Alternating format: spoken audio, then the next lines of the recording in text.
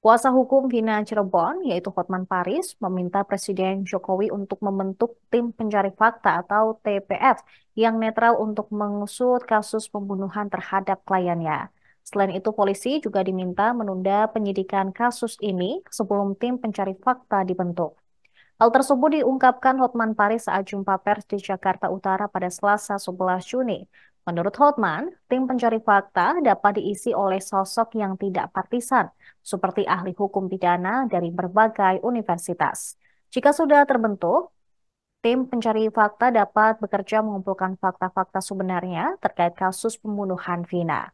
Hasil kerja tim pencari fakta nantinya diserahkan ke penyidik kepolisian. Usai diperiksa penyidik, temuan fakta dari tim dapat diteruskan ke kejaksaan dan menjadi pertimbangan dalam persidangan. Hotman Paris mengusulkan hal ini lantaran menurutnya pihak kepolisian saat ini hanya berfokus pada tersangka terakhir, yakni Peggy Setiawan alias Peron. Padahal Hotman menilai masih banyak misteri yang belum terbongkar dalam kasus tersebut. Penyidik nanti sama jaksa hanya akan berpatokan kepada hukum acara pidana mobil. Dia akan mengatakan dua alat bukti cukup. Peggy bersalah. Dia akan mengatakan begitu. Akhirnya kasus ini akan menguap dengan sendirinya, akan berakhir di situ. Sementara yang apakah benar fikih atau tidak akan lagi ditindaklanjuti. Maka kami dari tim Hotman 911 yang sebagai kuasa hukum dari keluarga Vina berpendapat kasus ini sebaiknya penyidikannya sementara ditunda dulu agar Pak Jokowi membentuk tim pencari fakta yang netral, terutama dari para ahli hukum pidana dari universitas untuk menyelidiki fakta sebenarnya, dan setelah terkumpul nanti baru diserahkan kepada penyidik untuk dilanjutkan ke kejaksaan dan persidangan.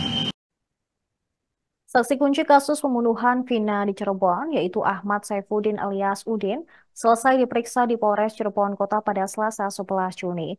Udin dicecar 25 pertanyaan terkait pasal 221 tentang perintangan penyidikan. Ia terlihat didampingi oleh kuasa hukumnya, Jan S. Sutabarat dari Peradi. Pemeriksaan ini bertujuan untuk menggali informasi sehubungan dengan seseorang yang diduga melakukan penghalangan penyidikan dalam kasus Vina Cirebon. Menurut Jan, kliennya menjawab semua pertanyaan dengan jelas. Kuasa hukum lainnya yaitu Suhendar Abbas menjelaskan bahwa pemeriksaan ini masih dalam tahap penyelidikan dan dilakukan dalam bentuk wawancara terhadap Udin. Pemeriksaannya terkait dengan keterangan terdahulu dari Udin. Dia juga mengungkapkan bahwa Udin sebelumnya pernah diperiksa pada 2016 terkait kasus ini. Dalam pemeriksaan kali ini, nama yang diduga melakukan perintangan penyidikan berinisial CN yang merupakan kuasa hukum lama dari 5 terpidana dalam kasus Vina. Pantauan tribun di lokasi, Udin yang juga didampingi para anggota Pradi lainnya selesai melaksanakan pemeriksaan sekira pukul 13 waktu Indonesia Barat. Ia terlihat cukup tenang selepas pemeriksaan tersebut. Yang diberikan penyidik kepada Ya Pak, langsung Pak. silakan Pak. Siang rekan-rekan sekalian, tadi pemeriksaan sudah selesai untuk dugaan adanya tindak pidana pasal 221.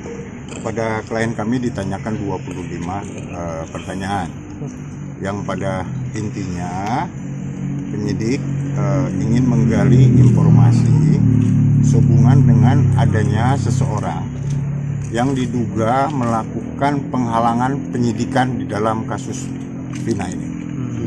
Jadi tadi sudah sangat jelas dijawab oleh klien kami, dan penyidik juga cukup kooperatif dan suasana pemeriksaan juga cukup baik.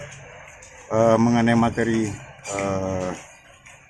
penyidikan tadi nanti disampaikan, mungkin ditambahkan oleh Kang Suhendar, silakan. Proses penyelidikan ya. Jadi tadi masih wawancara terhadap saksi saudara Ahmad Saifuddin, ya kan.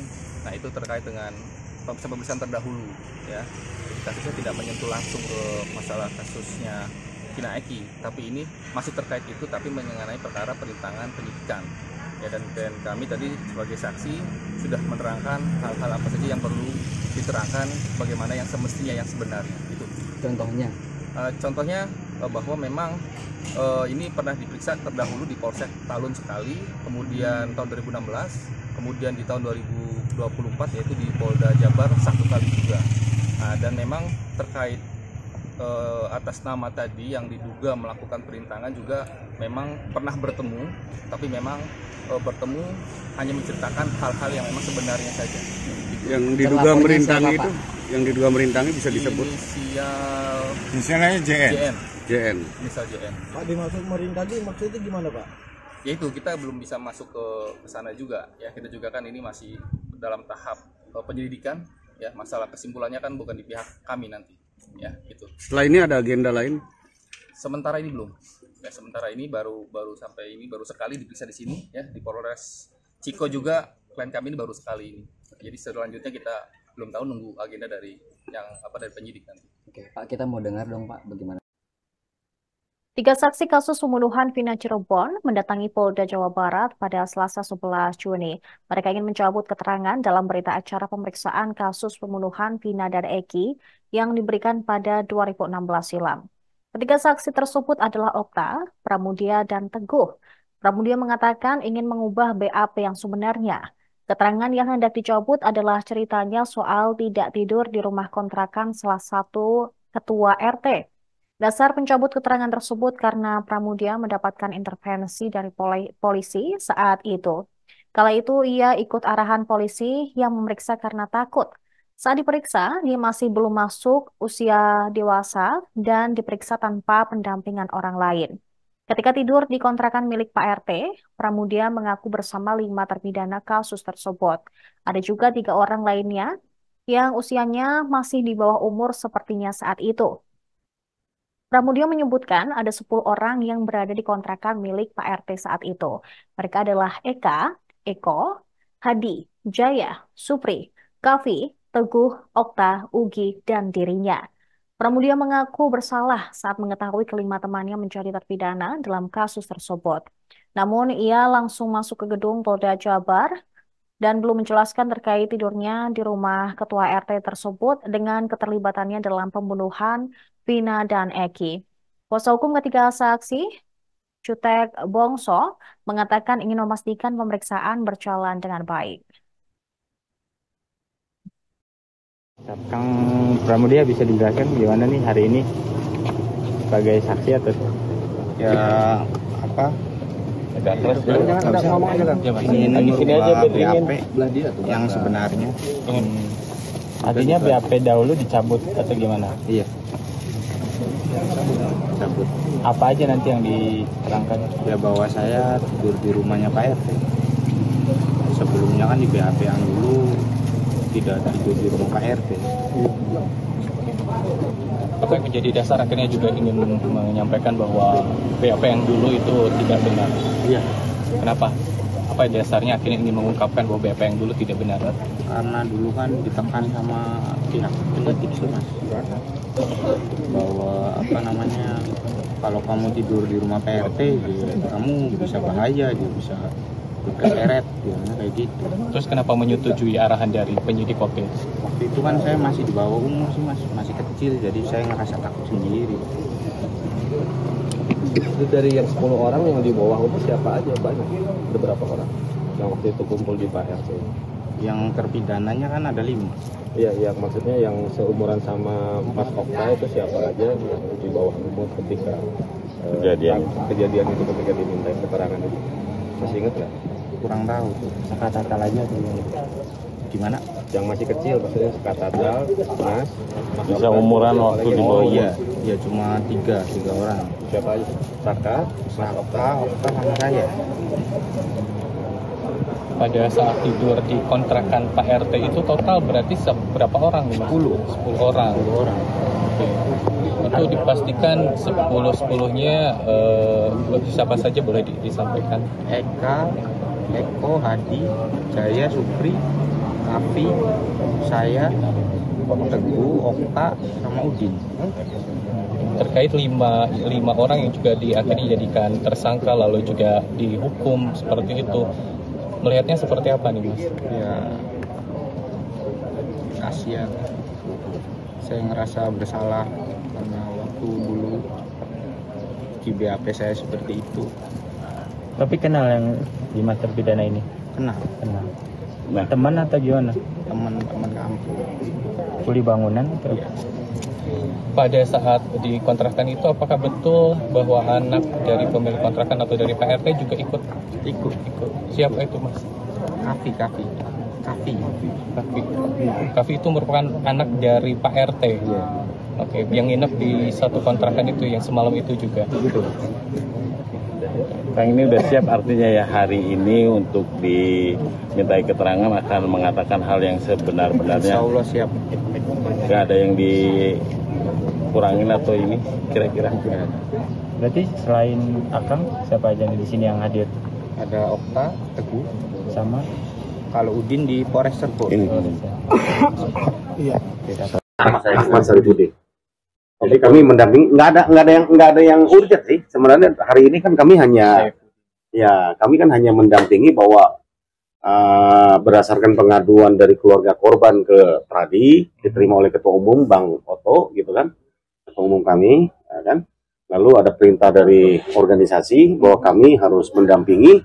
Ya pastinya hanya kami diminta untuk memastikan bahwa pemeriksaan ini berjalan dengan fair, jujur, tidak ada tekanan, tidak ada hambatan, intimidasi dan lain-lain, itu aja supaya dapat berjalan dengan baik.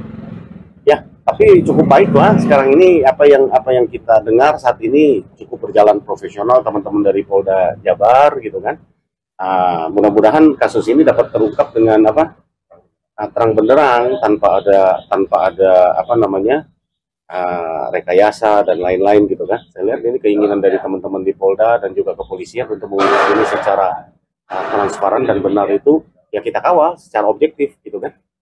Gitu. Berarti para saksi ini temannya kelima terpidana yang betul. Dan mereka mengaku sama-sama pada malam kejadian itu tanggal 27 Agustus 2016 itu ya kan. Mereka itu ada di sama-sama gitu kan. Jadi satu lokasi. Dengan kesaksian ini kemungkinan yang 5 terpidana itu bisa bebas atau kita nggak tahu ya, namanya kita upaya karena secara hukum kan kalau kami kan hanya menempatkan hukum karena ini sudah proses hukum, sudah sudah berjalan dan sudah vonis, artinya sudah terpidana kan, bahkan sudah inkrah sampai ke kasasi kan gitu kan, artinya mereka sudah menjalani gitu kan apa yang terjadi di sana. Ini tentu karena ada cerita yang berbeda saat itu yang membuat mereka kronologis sehingga bisa berubah kan, dan kita pengen tahu kronologis ini yang berubah ini akhirnya kan merubah jalan cerita, meluruskan cerita apa yang mungkin menjadi keraguan kita dan masyarakat kan gitu kan. Salah satu contoh misalnya ya kan, dari 8 yang terpidana yang 7 kan divonis hukuman seumur hidup, 1 8 tahun anak total itu kan gitu kan. Lalu ada 3 DPO.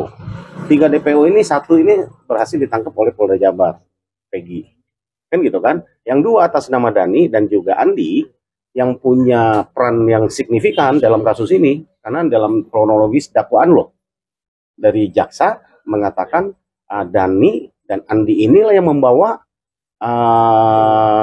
Rizky dan Eki ya, Rizky sama Pina memindahkannya mereka dari tanah kosong ke ini, dan mereka ikut turut mukul, turut kan menjadi sungguh ironis kalau misalnya dari 3 DPO itu sekarang itu berubah ceritanya menjadi 1 DPO, yang 2 itu sudah dihapuskan kan gitu. Artinya kan kalau itu yang terjadi sesungguhnya kan pertanyaan kami, apa yang didakwakan jaksa ini kan menjadi juga fiktif dong kalau dibilang bahwa nama itu asal sebut kan gitu kan. Bahwa Dani itu sebenarnya tidak ada asal sebut, mereka identitasnya berbeda dan sebagainya. Padahal peran mereka, ini Bang Ruli ya, ini Wakil Ketua Umum DPN yang mendapatkan juga menjadi koordinator tim hukum gitu kan. Saya Saya pikir sih ya itu sih, kita nggak ada. Demikian informasi dalam Viral News kali ini. Kami akan terus mengupdate informasi lainnya. Tetap di Tribun News. Download Tribun X sekarang. Menghadirkan lokal menjadi Indonesia.